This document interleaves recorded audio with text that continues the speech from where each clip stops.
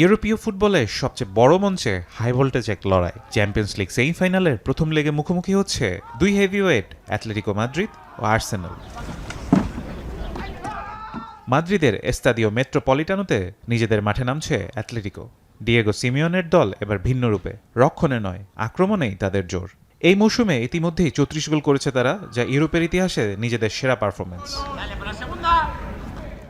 তবে ইংলিশ ক্লাবের বিপক্ষে সাম্প্রতিক রেকর্ড খুব একটা ভালো নয়। গ্রুপ পর্বেই আর্সেনালের কাছে 4-0 গোলের হার এখন বড় ফ্যাক্টর। অন্যদিকে দুর্দান্ত ছন্দে আছে আর্সেনাল। মিকেল আর্তেতার দল এখনো অপরাজিত এই আসরে। কোয়ার্টার ফাইনালে স্পোর্টিং লিসবনকে হারিয়ে টানা দ্বিতীয়বারের মতো সেমিতে তারা। স্প্যানিশ দলের বিপক্ষে আত্মবিশ্বাসী গানাররা।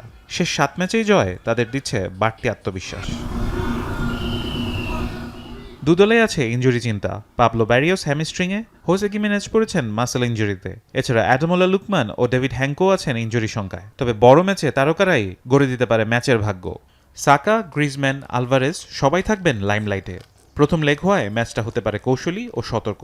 তবে দুই দলই যাবে লন্ডনে দ্বিতীয় লেগের আগে নিজেদের অবস্থান শক্ত রাখতে। ফাইনালের টিকিট মাত্র এক ধাপ দূরে। জয় পেলে সামনে অপেক্ষা করছে বায়ার্ন মিউনিক কিংবা পিএসজি। লড়াইটা হবে হাড্ডাহাড্ডি, তবে নাটকীয়তার সব সম্ভাবনাই খোলা থাকছে মাদ্রিদের রাতে। ফারহান ইহসান, এখন।